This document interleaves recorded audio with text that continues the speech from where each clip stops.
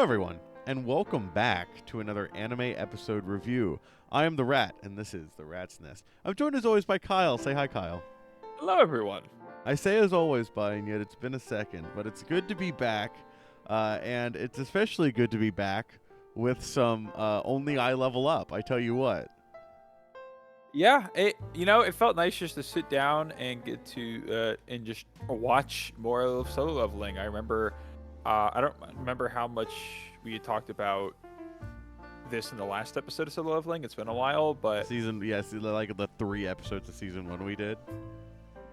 Did we actually just do 3? I think it was just 3, maybe 4. Oh, well, we're gonna do hopefully better with it this season. And as a general, I guess, explanation, I liked Solo Leveling season 1. You put a He gun actually in my head, remembered more of the plot than I thought he would. He made some good call-outs that I don't think I would have remembered. So I said gun to your head, name a solo leveling plot point, and he survived. But with characters, I would be executed on the streets. It would be miserable. But even if I don't remember the names, I remembered enough of what happened, and I remembered enough of the characters, and it stood out to me in a fun way. So just getting to watch the first episode of season 2, it felt like putting on an old glove. You put a glove away, you put it on. It felt nice. It felt nice to return to. Yeah, it just feels natural, and I think too where they split the story and kind of where they started off here with season 2. Like, it doesn't feel so much, and I don't know, you can corroborate this or say one thing or another. At least to me, it doesn't feel too much like a quote-unquote season 2, so much as just like a season 1 part 2 kind of. Like, I'm not saying that in like a bad way, but that's like the vibe that I kind of get from it. I don't. Maybe you're different there. At least with the very end of the episode, whenever they played the little demo or the little preview for the next episode. No, it wasn't a preview. Sorry, they just flashed the name of the next episode. They said episode 14. So at least the series is just treating it like this isn't like a season 1, season 2. It seems like it's being treated as this, long continual thing, and that's nice. Yeah. Well, it's similar, like Attack on Titan does a similar thing where, but I would say Attack on Titan does feel like seasons, but like the episodes just continue on. At least with the split, I mean, they did a good enough job at the end of season 1 making it feel like this is the end of season 1 point where he fought was it Igris? Yeah. Yeah, like the fight with Igris did feel like this is the end of the first season kind of thing. Which also, funnily enough, like that was like in the middle of a book. I think I told you about that. I can't remember if I did or not. But like that's like the middle of book 2. Which is fine. I mean, I think that's okay because... No, I mean, that's the natural place to end it. You have to get to Arise and Jinwoo becoming the Shadow Monarch.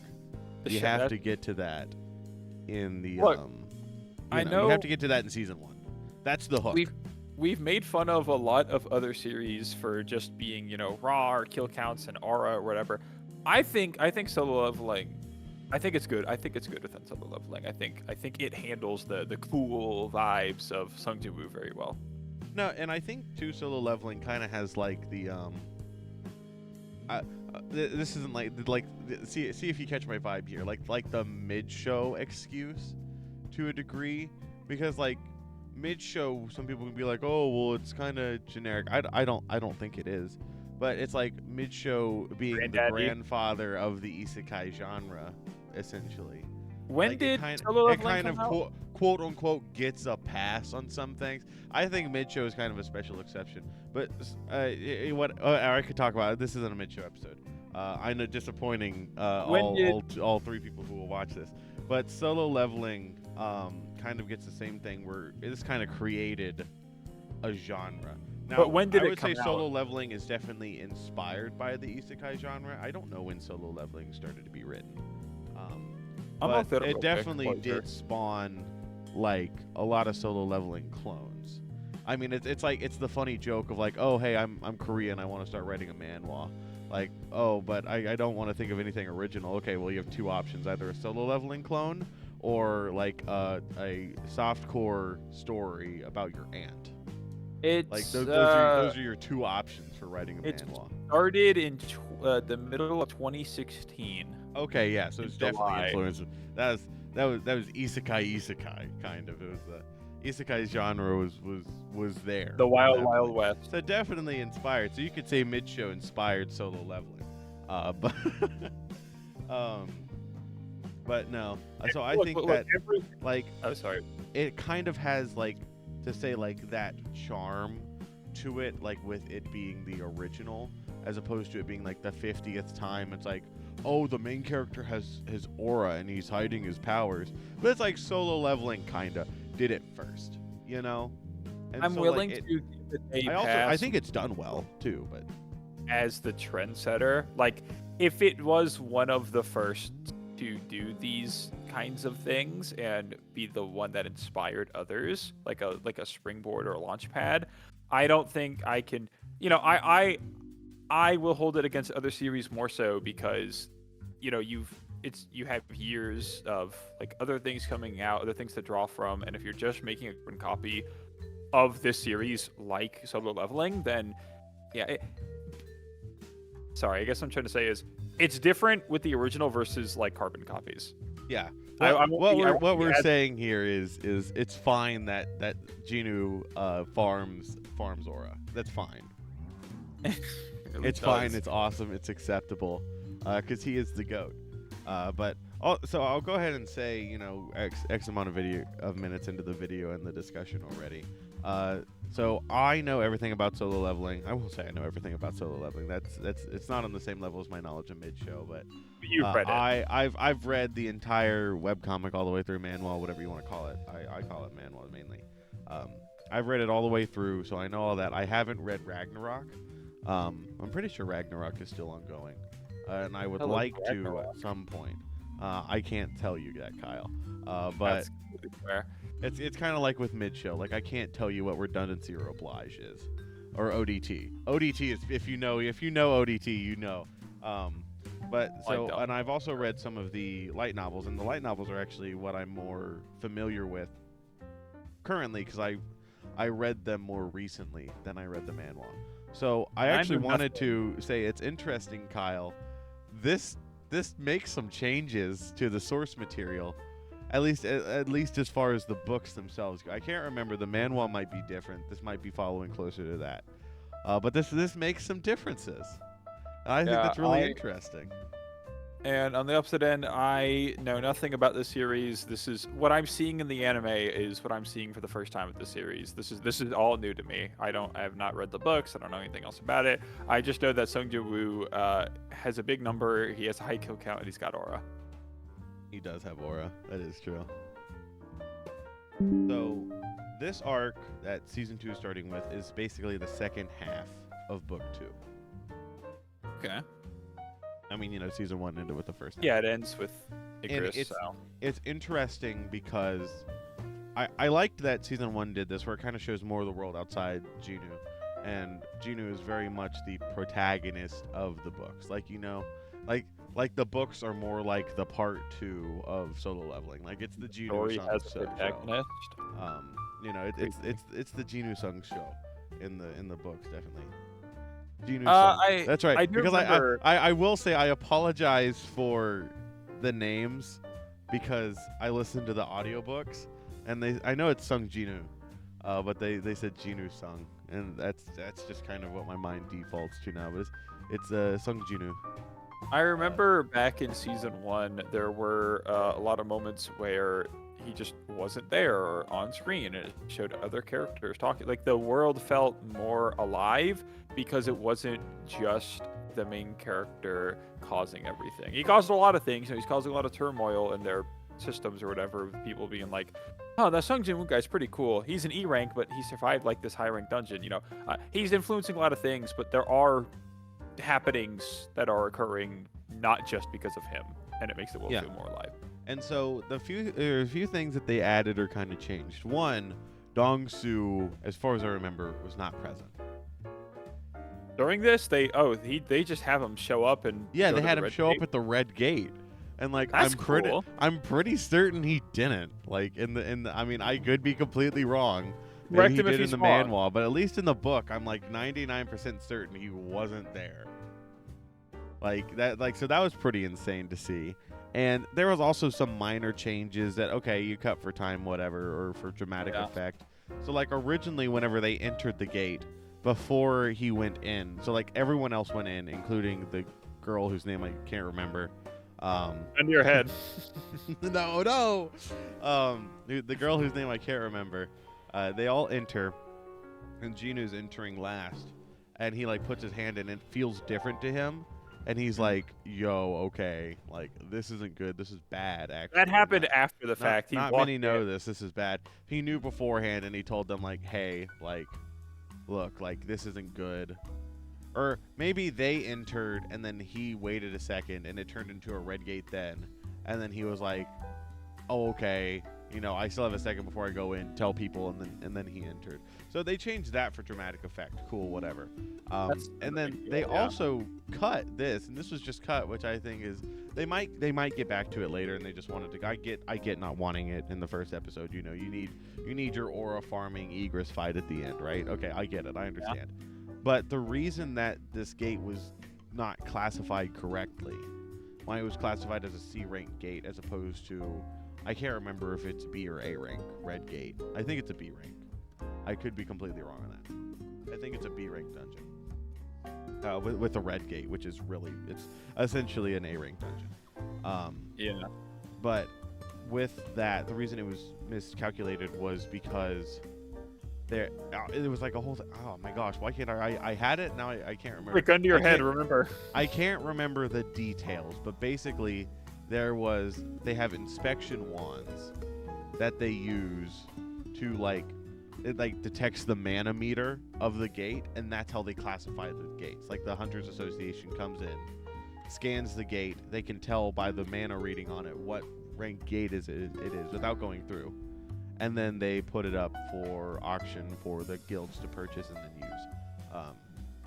And so that's how that typically works. But I can't remember the exact way that led to this, but there was a broken meter that someone didn't check. Or so someone just fucked up their job. Messed up their job. It was a bureaucratic mistake where someone knew it was broken, was like, whatever, who cares? It's right like 99.9% of the time. No reason to issue this. It would mess up, everything. It's kind of like recalling a car for the brakes might fail one out of every million chance or whatever. It's like it would be a whole hassle. You got to get in all this. It's a big waste of money. People are going to be mad at you for doing it. What could possibly go wrong? What could possibly go wrong? And this happened because of it. So I get why you don't want to include all that in episode 1, because you need your aura. But okay, whatever, fine, we'll live with it. And they might go back and explain it. We might see the chairman be like, "Oh, how could this happen to my guild?" And someone's like, "Oh, well, this dude messed it up." So I thought that was interesting. They kind of glanced over that. This episode went a little fast, but oh well. And then the other thing that was kind of, I guess, I don't think it was so much cut, so much as not explained well, was whenever Kim Chul split them up. Obviously in the show, in the episode, it was very much portrayed as evil man doing evil thing to kill the weaklings. Okay, cool, whatever. Right? Suspension of disbelief. I don't know. That's what it seemed like to me, if that's what it seemed like to you. Well, no, that was the complete read I got, was they worded it very awkwardly, but they had the guy, I don't remember his name, they had the guy be like, okay, we're going to split up. Fodder team, you go that way. And the actual team, since we want the guard dead weight, we're going to go this way.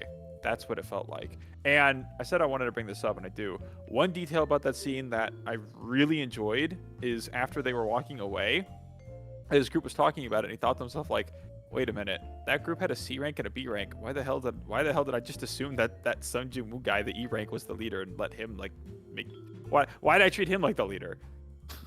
It's a pretty good moment. It's a pretty good moment. He unknowingly recognized the strongest of the pack. And so in his reasoning actually thought what the way that they portrayed it in the show is how it was. They didn't get that wrong. But his reasoning in the novel, and I think in the manhwa too, probably, was, okay, I'm taking the strongest of us to go and clear the dungeon, right? And the weakest, you guys would probably hold us back and get yourselves killed. So you stay here where it's safe, and we'll come back and get you. 2 people just died on spawn. Yeah, but the Ice Slayers would go after them, like, because they would be killing them. True. But also, I think it's interesting they're calling them Ice Elves more than Ice Slayers in the anime. Ice Slayer, like, yeah, they're both, but Ice Slayers, I think, was the preferred name in the novel. I remember them as Ice Slayers. I prefer Ice Slayer. Ice Elf just feels kind of strange. Like, Ice Slayer sounds more. It has more. Ice Slayer is more like a monster feel, and that's why I like it. It artificially feels more menacing when you say it's a Slayer compared to just an elf. Yeah, like I think Ice Elf might be like the government name of them, but hunters call them Ice Slayers due to how like evil they are. I mean, you saw them just gunning people down, stabbing them, like with that silly little grin on their face and their funny little noises. Ice Slayer fits them a lot more. The noises that they made were very creepy. But Kim Chul knew that there were bears in the forest and that the others would get themselves killed, but he didn't care. He didn't want them slowing him down. But he did at least put it under the pretense of, you guys stay here where it's safe. We're going to go clear the dungeon. At least, and so I kind of wish they had kept that in, as opposed to him just being, evil dickbag number 5, right? Yeah, because in the anime, it was... I guess I can't speak on the manhwa, obviously, but with the anime, it felt very much like you guys stay here, and you guys will probably get yourselves killed. But we're gonna take the strongest of us, and we're gonna go, and we won't have. It was just cutting off dead weight. That's what it felt like with the anime. Oh yeah, and that was his intention in the novel too. But he worded it better, and I kind of like him wording it better. Yeah, like it would have been. I would have preferred it be more cowardly. Like, you guys stay here where it's safe, and then Sung Jinwoo like thinking to himself like, this fucker knows that it's not safe here, versus, well, we're just gonna go ahead. You guys will probably get yourselves killed. Like, yeah, because you're kind of right. This like evil dickbag number 5. It's like with how it is in the anime. It's like, well, why didn't he just go with him? Like whatever. Yeah, whatever. It's an evil guy that is Sung Jinwoo's gonna mog in front of, or just job him or whatever. I know what it's building up to. It's fine. Yeah. And then you get what? I was like, oh well. And then you get, whenever they're actually in the woods, you get Sung Jinwoo fodder, which was entertaining to watch him mow all those bears down, and then use his spirit summon army to just shadows. His shadow army. I'm making an Elden Ring reference. You're in my house. You will use my terminology. Fine. He summons ghouls and goblins. There you go. He summons deviously foul ghouls and goblins and who's Let me some strength Egress's base ice bears are up against. He didn't even have to pull out Egress, but it kind of felt like him just being like, all right, Egress, go for a test drive. That's what it was. Is he was testing his army. Yeah, and he was like... I will say, I don't remember exactly. I don't think he fully depleted his mana, or his MP, whatever you want to call it. Which is weird, because like, he ran out of... He didn't deplete his blue liquid. He didn't deplete that in the light novel. I could be wrong. I could be wrong on that. I don't think I remembered him. He ran out of mana, and then I thought he just took the rest of his Shadow Soldiers back to let Egress handle the big one. Yeah, because it felt like, okay, he's out of mana. How is Egress still out on the field? Well, no. So what it is, the way that his Shadow Army works. I can't remember if this was said. Oh, compared to Egress. It probably was said, but I can't. It was probably mentioned in passing. So like whenever he takes something's shadow and becomes a Shadow Soldier of his, he just has that. He can pull it out, command it, do whatever. It doesn't cost any mana at all. The thing that costs mana is whenever it's destroyed, it costs mana to regenerate it.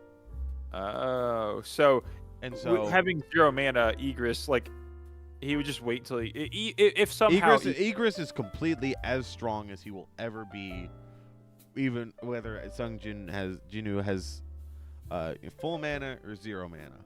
It's just a thing of if Egress gets destroyed and Jinwoo has 0 mana, he can't pull him back. Until he gets more mana? Until he gets more mana. Yeah, they're not completely destroyed. The only way Jinwoo permanently loses a shadow is if he intentionally lets them go. Because he has, X amount of spaces for shadows. If he intentionally lets one go, yeah, he can't get that one again. Okay. That's checks.